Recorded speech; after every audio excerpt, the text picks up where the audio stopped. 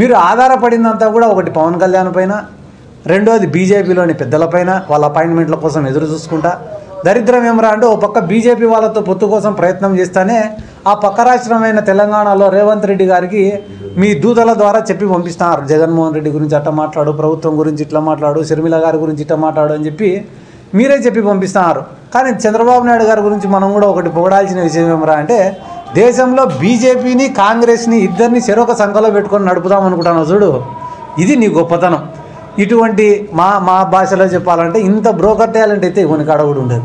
దేశంలో ప్రధాన శత్రువులైనటువంటి బీజేపీ, కాంగ్రెస్, అటువంటి వాళ్ళిద్దరితో కూడా సేమ్ టైంలో ట్రావెల్ చేయాలని అనుకుంటానంటే నిజంగానే నీ మేనేజింగ్ స్కిల్స్ అనేటివి ఈ దేశంలో ఇంకొకరికి రావని చెప్పి కూడా ఈ సందర్భంగా నేను తెలియజేసుకుంటూ రాష్ట్ర ప్రజలకు కూడా నా యొక్క విజ్ఞప్తి ఏమరా అంటే ఒక ఫేక్ ప్రచారం జరుగుతుంది. ఆఫ్టర్ తెలంగాణ ఎలక్షన్స్ ఒక ఫేక్ ప్రచారం, రాష్ట్రంలో వైఎస్ఆర్ కాంగ్రెస్ పార్టీ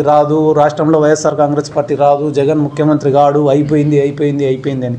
దాదాపుగా ఒక్కొక్క గ్రామానికి మీరు ఏ సచివాలయానికి పోయినా కూడా 20 నుంచి 30 కోట్లు, చిన్న విలేజ్ అయితే 20 కోట్ల నుంచి 30 కోట్ల వరకు వెల్ఫేరు, పెద్ద విలేజెస్ అయితే 50 కోట్ల నుంచి 70 కోట్లు వెల్ఫేరు.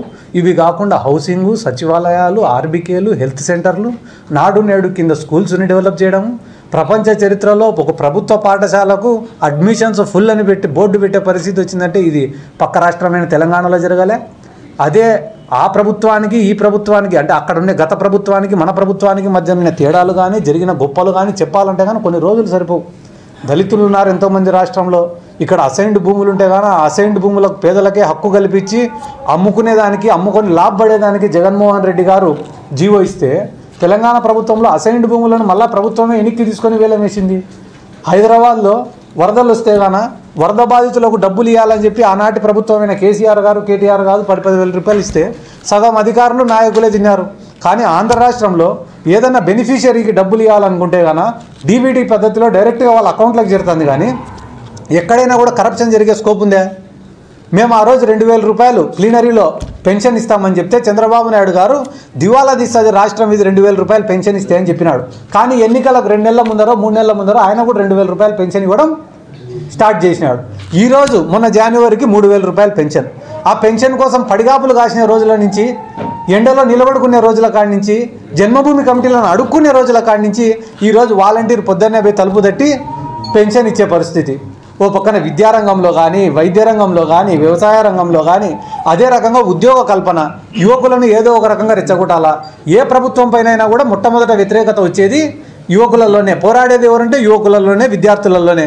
అటువంటి యువకులను ఏదో ఒక రకంగా వాళ్ళ పక్కకు డైవర్ట్ చేసుకోవాలనే ఉద్దేశంతో ఉద్యోగ అవకాశాలు వచ్చినాయా, నోటిఫికేషన్ వచ్చిందా, ఇటువంటి మాటలన్నీ మాట్లాడుతున్నారు చంద్రబాబు నాయుడు గారు. కళ్ళు తెరిచి ప్రతి గ్రామంలో సచివాలయానికి పోతే కళ్ళ ముందర కనిపించే అంశం సచివాలయాల్లోని ఉద్యోగాలు.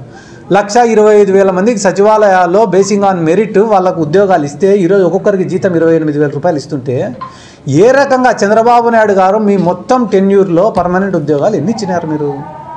జగన్మోహన్ రెడ్డి గారు ఎలక్షన్లు అయిపోయినాక 5 నెలల లోపలే 4 నెలల లోపలే ఇచ్చిన 1,25,000 ఉద్యోగాలు మీకు కనపడడం లేదా? ఏ ప్రభుత్వానికైనా కూడా 5 సంవత్సరాలలో ఆ గవర్నమెంట్ యొక్క శక్తి సామర్థ్యాలను నిరూపించుకోవాలంటే ఈ ప్రభుత్వం ఏ ప్రభుత్వానికైనా కూడా చాలా కఠినమైన టార్గెట్, కఠినమైన పరీక్ష. అయినప్పటికీ ఈ 5 సంవత్సరాలలో దాదాపుగా 1.5 సంవత్సరంకు పైగా కోవిడ్కు పోయింది. కోవిడ్కు పోయినా కూడా కోవిడ్ లాంటి క్లిష్ట సమయంలో కూడా పేదవాళ్లకు వెల్ఫేర్ అనేది ఆపకుండా అందించినాడంటే ఇవన్నీ కూడా గుర్తు చేయాల్సినటువంటి అవసరం రాష్ట్ర ప్రజలకు ఎంతైనా కూడా ఉంది. ఎందుకంటే కానీ ఈ రాష్ట్రంలో ప్రస్తుతం అనేది ఒక ఫేక్ ప్రచారం చేయడంలో మాత్రం తెలుగుదేశం వాళ్ళు సక్సెస్ అయినారు. కాబట్టి రాష్ట్ర ప్రజలకందరికీ కూడా రాష్ట్ర వ్యాప్తంగా పర్యటించి ప్రతి నియోజకవర్గానికి వెళ్ళి అక్కడున్న యువకులను కానీ, మహిళలను కానీ, విద్యార్థులను కానీ, రైతులను కానీ అందరినీ కలిసి జగన్ సార్ యొక్క ఆలోచన విధానము రాష్ట్రం